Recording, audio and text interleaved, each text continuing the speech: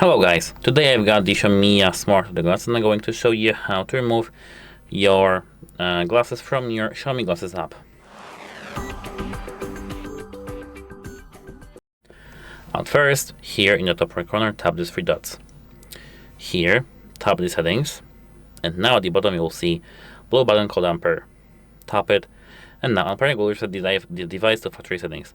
Continue anyway. Note, after Ampering, place the glasses flat on the table for 30 seconds to finish the word calibration. Not cancel. Tap here, unpair. Now we'll have unpair successfully, and the thing we need to do is to place them on the table for 30 seconds to get the word calibration done. So, actually that's it for this video. Have a nice day and goodbye.